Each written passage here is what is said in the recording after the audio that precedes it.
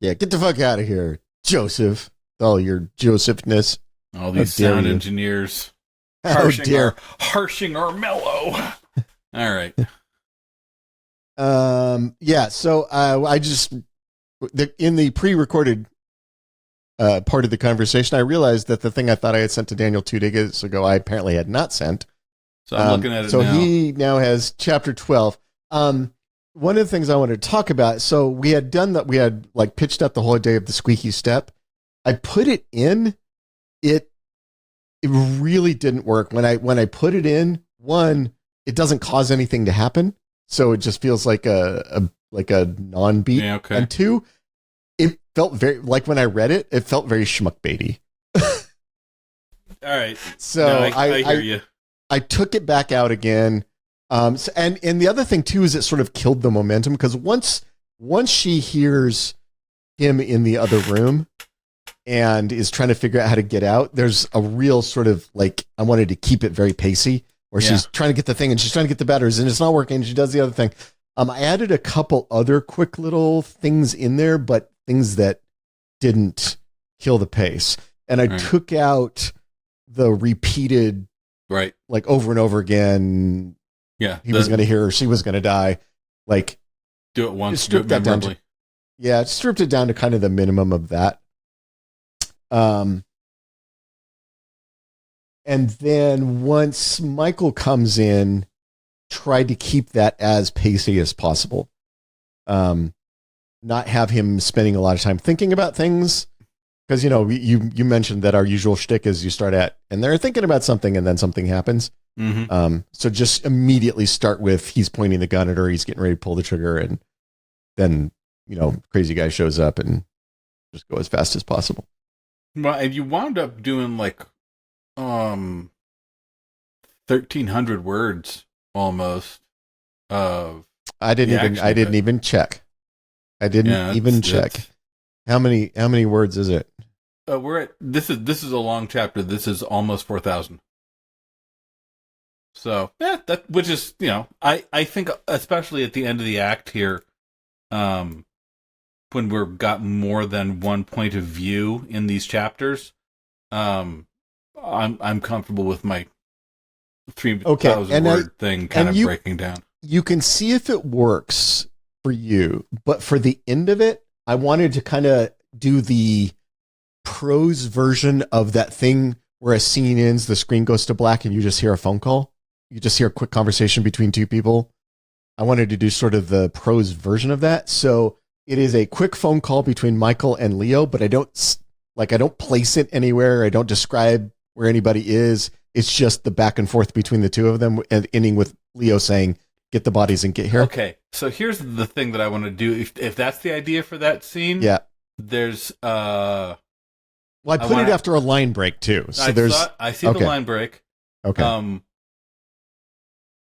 What I would like to try with that one, and I don't know if this will work, but it's what I'd like to try, is taking out everything that's not words. I'm going to do the absolute opposite of my usual note for you.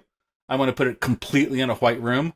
I want to take out Leo Cruz said. I want to lose all of the flags. Yeah. If you want to pull out all that, because I'd have no descriptive text. It's all dialogue. But if you want to pull out the dialogue tags, I think that's a great idea. I think we just do that as radio drama. Yeah, radio drama. I like that idea. I think that's a great idea. I wish I had thought of it. Yeah. All right. Because I really did want that, just that moment of like he's standing there, the guy is dead. He's like catching his breath, cut to black, and then you just hear, "Boss, I saw this thing. Get it to me right away." Mm-hmm. And then that, you know, like that moment that you would kind of in a script, you would play it over sort of a black screen. Mm-hmm. Mm-hmm. Yeah. No, I think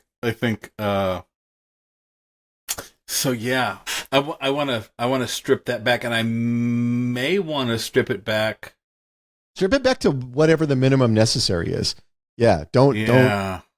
There's nothing in there that I want to preserve other than Michael has called his boss. The boss says, "Get the bodies to me right away." That's the minimum information that needs to be in there. As long as that comes across, then.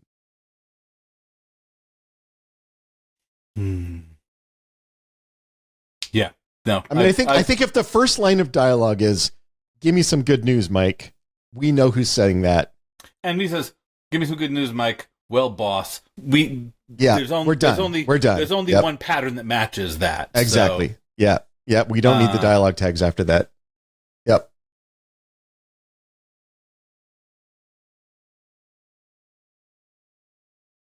Yeah, and then and then the long pause. I know how to do that without actually saying it.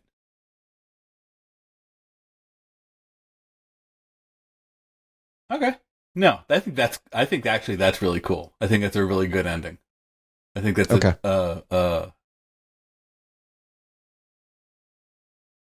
Yeah, you could just have the next line be, "Boss, you still there?" And then it implies the pause.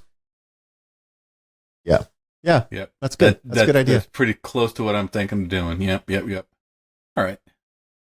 So the thing I thought we would talk about is now that I've actually sent you the thing that I did, I figured we would just talk about 13 and how to wrap this up. Sure, that's a good. I like that. So 13, we've already wrapped up Mike and Leo. They're done. Yep. Brad's doing his sales for the trip money off screen. We're not going to watch any of that. Yeah, he's just going to show up with money. Yeah. Yeah, the I think the obvious introduction is, you had talked about having some conversation between Josie and Jeremy when it's just the two of them in the room, right? So whatever that conversation is, and then the action picks up when Doc comes in. Right. Comes, bangs on the door, Jeremy opens it, she comes in. She's like, yeah, we're fucked. She's freaked out. We're fucked. She's freaked out. Right. Yep. So and you had talked about, this being a Jeremy point of view chapter. I think that would be fun. I think it's a good idea. Because I like him watching the two of them having their conversation about what to do next. And I like him not realizing that him not understanding that they haven't realized what needs to be the next thing is, and him just assuming that everybody knows what the next thing is, but he's already prepping for it. And I think there's a lot that we get for free when it's him watching the two of them interact. Yeah. When he's he can notice the way that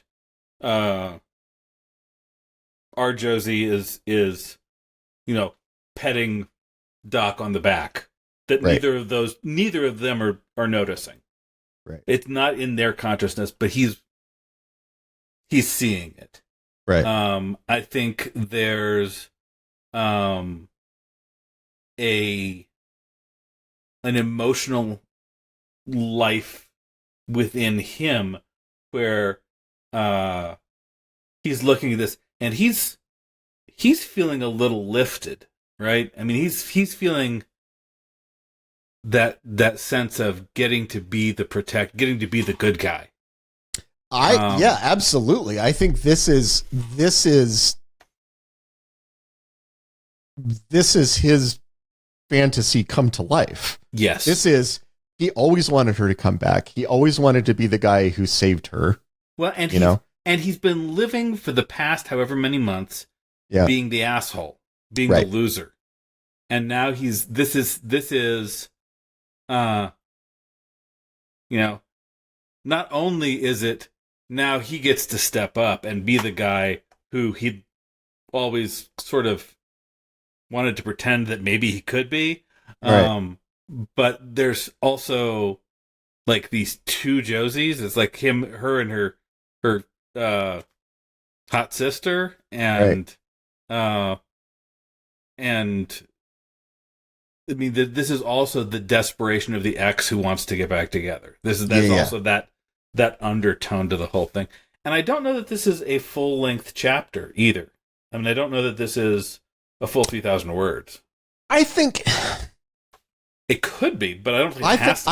I think it is, and here's why I think it is. What I think we need from Jeremy, because we've seen Josie's side of this. What I think we need from Jeremy is what the last days looked like, and why he has so much unresolved. Right? Why is he still carrying a torch? Why is it so unresolved for him? And what I was thinking about, as I was finishing up the last chapter that I didn't bother to send you, as I was finishing it up and thinking about what the next chapter would look like, what I was thinking about is this is our opportunity. We sort of skated past timeline stuff pretty quickly. This is our opportunity to nail down a little bit of timeline stuff because we've implied some things that I think we should just go ahead and state cleanly for the record. So the timeline is they were together. It was Jeremy and Josie and Brad and this girl named Lisa. Right? The 4-pack. The 4-pack. And there was a crazy party. You know, Jeremy had made a big deal. He'd made a big score. He was flush. They threw a big party, and that party ends with Lisa dead on the floor in the bathroom. Right? Everybody bails except for Josie. Right. Whose name is probably on the lease because she's the only one with a clean. Yeah, she's the responsible one. Well, she's the one with a clean financial history, right? And a job. The cops show up. There's a dead body in an apartment. Her name's on the lease. She's holding her. And then what winds up happening is what we have implied is that Josie winds up going to jail. Right. She goes to jail for this. Her dad, who's a great lawyer, gets her put on probation shortly thereafter. But now she has to be clean because it's one of those, like, you're 2 years deferred adjudication, but you fuck up, it's 10 years. Right. It's that kind of thing. So she cuts everybody out of her life.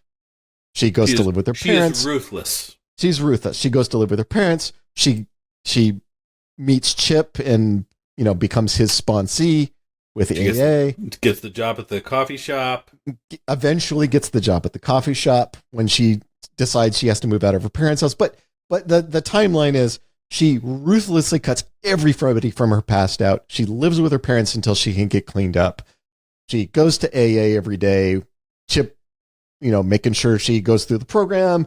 The minute she feels like she can start trusting herself, she gets a job, she gets her own place, but she keeps everybody from her past out of her life. So there is a conversation that she and Jeremy have never had, which is what actually happened to her and why she did the things that she did. I mean, he probably gets it. He probably understands, Yeah, but he probably doesn't too. I mean, right? Exactly. That's exactly right. Yeah. No, I hear you. Because I'm sure he called her and she was like, fuck off. I can't talk to you. Well, and I'm sure if I'm Jeremy, right? Yep. I'm thinking she ditched me because Lisa died. Yeah. Right. That is exactly what he's thinking. I would, I want you to know if I could have saved her, I would. It was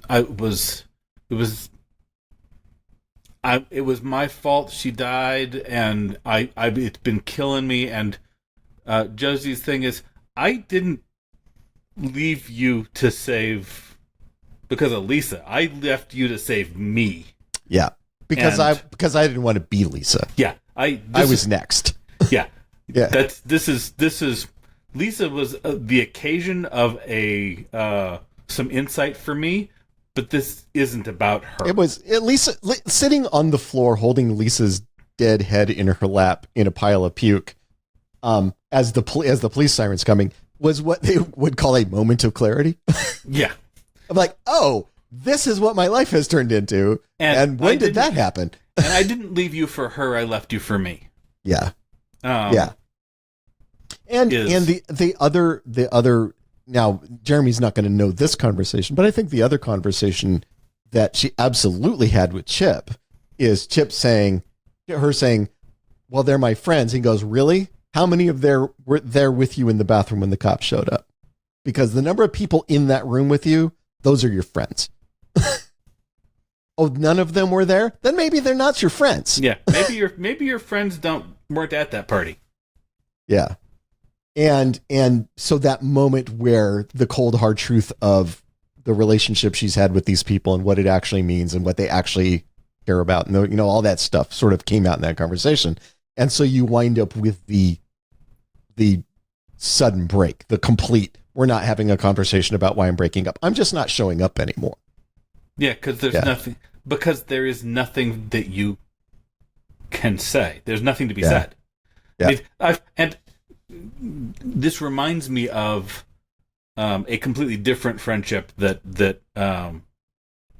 there was someone, and you know this story, who turned out was talking shit about my wife behind my back, and it got back to me. And then we never talked about it because what is there? There's nothing to say. There's no conversation to be had. Right. You talked shit. It got back to me. We are done. Right. Right. Because a conversation is an invitation to reconciliation, and that's that's not your interest. Here. That's not. Yeah. That is off the table. So there's. And that's actually a really interesting place to start. That's what I'm thinking.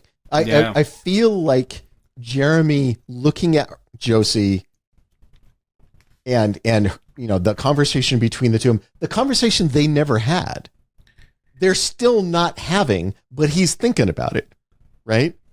In the previous chapters. Well, no, in this, I think the beginning of this chapter is. It's the hey, do you want a sandwich? Is that where we're starting? I think it is him really, really wanting to have a conversation that he knows she doesn't want to have, but he's thinking about it. Okay. Right? Because she doesn't want to rehash the past. Like, it's very clear that this is not her thing. She's not here to reminisce with him about the bad old days, right? But I like that he makes fits and starts at it, and she shuts him down. And one of the things I was thinking about, like a scene, like if I was writing this as a screenplay, I've been thinking about writing screenplays a lot lately, so kind of in my head. But if I was writing this as a screenplay, the scene that pops into my head is his memory of she's gone. He heard she went to jail. He's been checking up on her. He hears that she gets out. She's back with her parents. He's waiting to hear from her, right? Mm-hmm. He's waiting to get the call where she's like, yeah, I got out. I'm on probation, but I'm out. And he's not getting it. And he's wondering what's going on. And he doesn't want to call her parents' house. That's weird, right? Like, they don't like him. So he's waiting. And then Chip shows up and goes, yeah, I'm here to pick up her shit. And he's like the scary biker dude. So Jeremy's not going to like argue. Is this going to be a problem? This is not going to be a problem, but is she okay? Right. You seen her, you talked to her. Is she all right? Is she, when did they do something to her? She never called me. She never asked for it. I'm not holding on to it, man. She never called me. I know she never called you. I am her calling you. Yeah. I have a box with me. Yeah. I'm going to put all her shit in this box and then I'm going to leave. And that's going to be what you get. And that's... Yep. And you're not going to understand this right now. Maybe you're never going to understand this, but I'm going to give it to you all the same. This is what you get. Yep. Yeah, so that he's thinking about that moment and the massive unresolved things that left him with, right? Mm-hmm. That he never even got the last conversation with her. She came and picked up her stuff. Yeah. Right?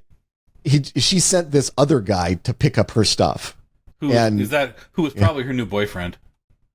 Well, you don't know. He doesn't know. He's probably your new who are you going to send? You're going to send your new boyfriend. Right. You're not going to... the idea of sending your sponsor may not be on his radar. It's probably not on his radar. I think the thing that the slot that makes sense is or some guy hired by her dad, right? That's the other possibility, right? Some like ex-cop who was her dad hired to come, threaten him or whatever. And he's kind of wondering what that was, and saying, and that's a good place to that's actually a good kind of trying to get into the conversation to get shot down. It's like, so the guy who came and picked up your stuff, was that your boyfriend? It's like, was my sponsor. And that's exactly what that is. I think exactly what I'm talking about. Yeah, is he's making fits and starts. There is an unresolved conversation between the two of them. He has been imagining for 2 years now, right, or 18 months, or whatever long she's been gone. Right, he's been imagining that conversation and all the ways that it can go. And now she's here, and they're alone. Doc's not here. Brad's not here. They have this moment, and he's trying to. He really wants a conversation. But he's kind of scared of it too, so he's trying to come at it from the side, trying to get her to engage, and she is just shutting him down. Right? That's not the conversation we're having. I'm not here to reminisce, right? And I don't think she has to be mean about it. I think what he's trying to do isn't working. I know who she is in this scene. I know who she is in this moment. I know I'm not gonna be an asshole to you, but I am gonna enforce my boundaries. Yeah. Yeah. I'm not gonna. Well, and you are the person who writes all of our chapters of unrequited love. I am the romantic failure guy. Yeah. Only because you skipped that chapter. Yeah, when the romantic failure guy is the one who only has the 20-year marriage, we're a little more, yeah, we're fairly solid. So that's what I'm thinking for next. So they're having that conversation, and that it's that it's not even, it's not tense even. It's not an angry moment. It's a sort of melancholic moment.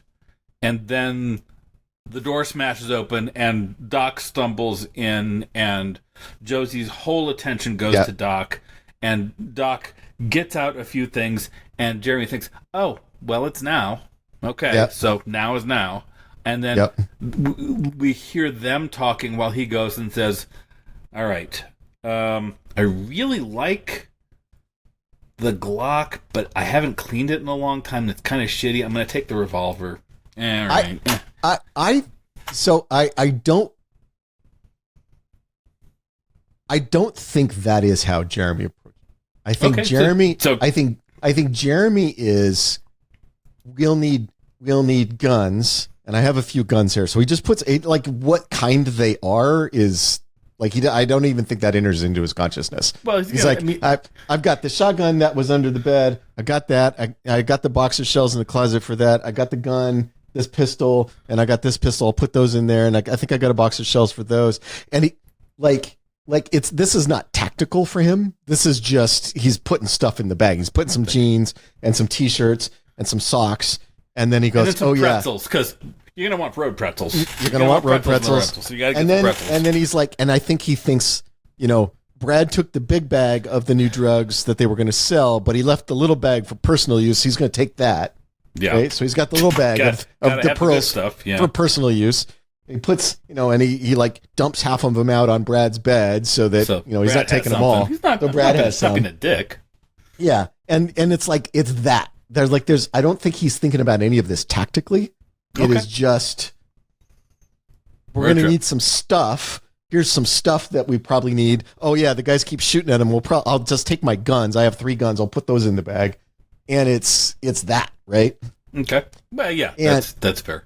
And meanwhile, while that's happening, we can be hearing the conversation between Doc and Josie, and they are slowly coming up to the point that he's at.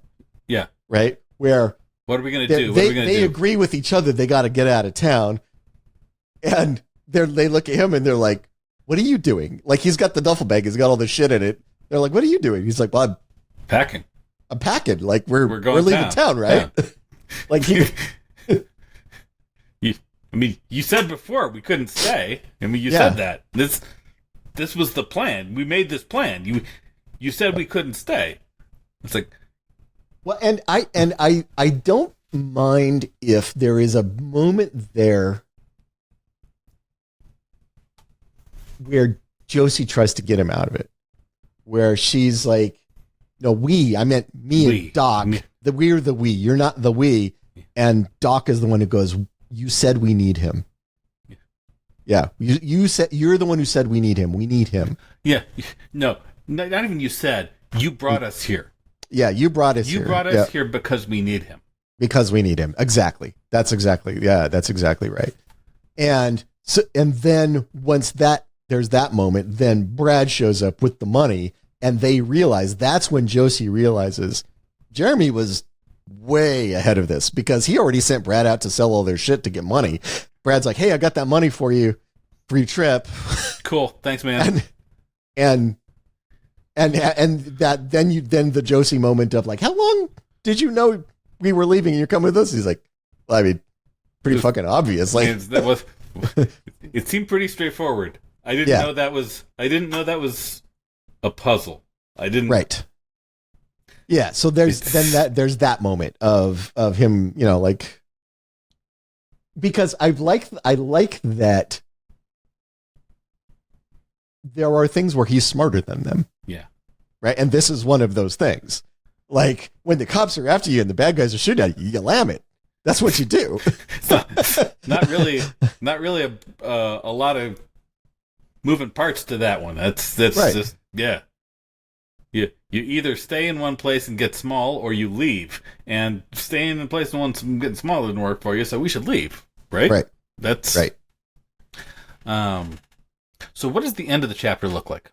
What's the out? This is the act out. I like having a last moment between Brad and Jeremy. Okay. Where Brad says, I'll keep an eye on things here. I'm gonna call there's and he can even say, yeah, that guy's still outside your parents' house. I saw the guy over by, I swung by both places. There's still guys out there. After you guys leave, I'm going to call the cops and say they've been harassing children and fuck with them. He's like, I'll fuck with those guys. But I don't know what the final moment is. Yeah. If it's a Jeremy chapter, though, I think the final moment is between him and Brad. Right? Yeah. And you know what it is? Here's the as you say that, the thing that comes to mind is it's Brad saying, be careful out there, and Jeremy saying, yeah, we're not going to get caught, and he's saying, yeah, that's not what I mean. You're with her again. Be careful. Yep. It's the two stoner draggy guys going like, dude, be careful with your heart. You're not healed from her. You have to be. Yep. It's the be gentle with yourself, man. It's that moment. Well, and Jeremy going, you sure you're cool with us taking the van? And Brad going, I'm not fucking going anywhere. Where would I go? I'm good. Yeah. Yeah, I think that's great. And I like getting the view of their relationship from Jeremy's perspective, and a little bit of his interior life, and a little bit of his relationship with Brad, and that they're actually more than just dudes who get stoned together. They're actually, they're brothers. And I do love the kind of these are two guys who love each other. Yeah. And have emotional lives, and have been. Brad knows that Jeremy was pining for this unresolved thing, and they didn't have closure. And he didn't have the language for that until last week when he started doing this drug. But now he does. Right, now he totally gets what's going on. Yeah, it all makes sense now. I like that.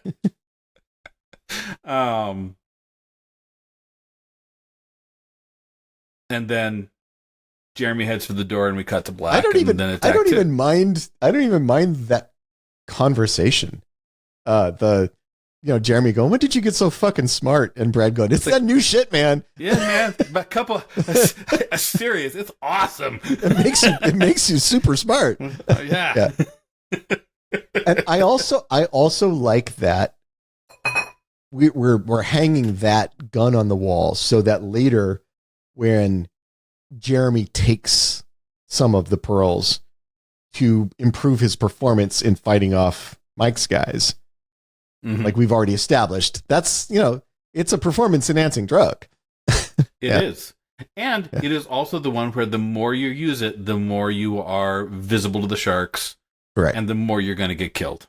Right. The more you're going to turn into the zombie. No, I think later that is a thing Doc can tell him. Yeah. Like, you got to stop fucking taking that shit. But yeah, where did we stop? You were saying something very vociferously. I don't remember what it was. Because you were talking about Doc telling Jeremy he had to stop taking the drugs because I don't mind having that moment too where Doc says you got to stop taking this shit because it's going to be because it makes you more vulnerable, and right now you're a huge asset for us, and as soon as you turn into a mindless rage zombie, you're not an asset for us anymore. And so there's that tension moving forward, which means at some point we're going to have to start losing Jeremy.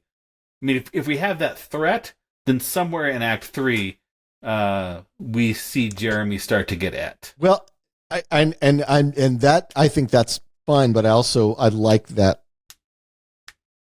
Doc has one of the things that protects you, right? Yes. Remember, she has one of them, and you can have that moment then where she makes the decision to put it on Jeremy and keep him from getting to keep him. Yeah.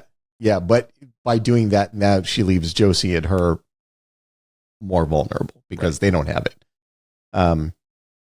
And we're going to have to remember, put it in your mental notes for the rewrite to establish that thing, what it looks like.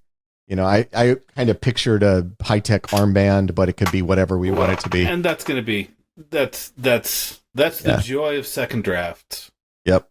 No, I was working on something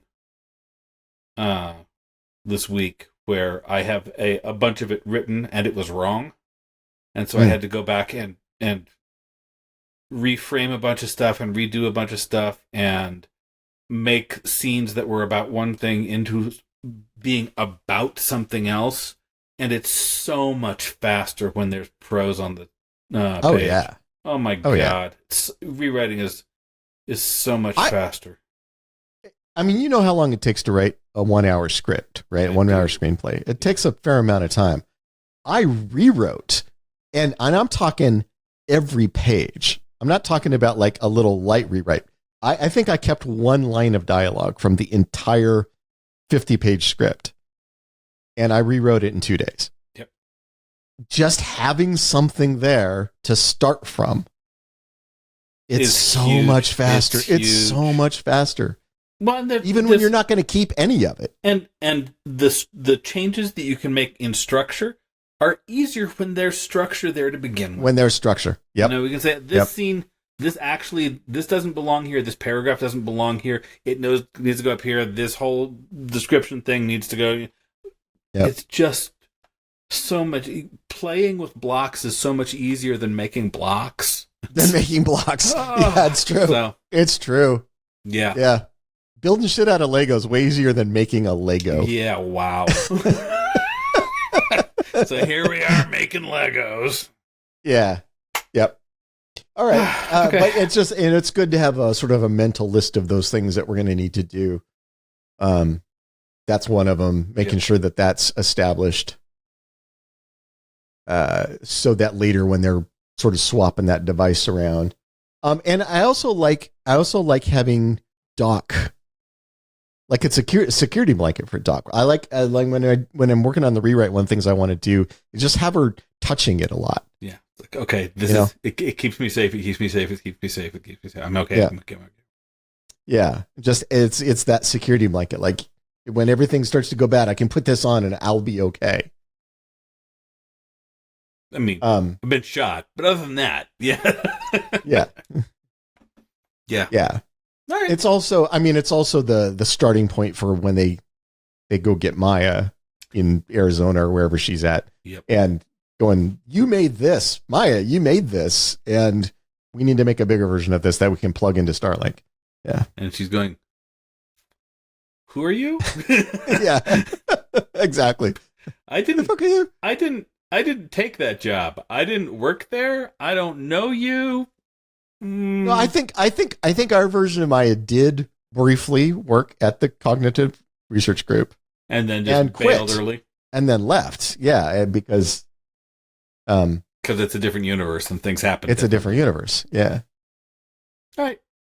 I think I'm the version in my head, and when we get there, it'll be whatever it needs to be when we get there. But the version in my head is she had a falling out with Leo. Maya was like, fuck that guy. He's a sociopath and a narcissist, and he cannot be trusted. If I do this and I win, he makes more money. I can't do that. Right. She had that moment. Yeah. Of like, fuck you, I don't want to work for. I don't want to do Your- something where your company. my victory makes your world better. So Right. I'm out. Yep. Yeah, and it may not be that when we get there, but that's always sort of the version that's been bouncing around in the back of my head. Yeah, we'll find. There's a lot of discovery still to happen. There's a lot we haven't figured out. Well, the reason I like that version, or the reason that version popped into my head initially, and there may be better solutions, more elegant solutions for this, but I liked that it gave us I'm going to do this. Like, fuck you, I don't know you. If we do this, it'll fuck with Leo Cruz. Okay, I'm in. Okay, all right.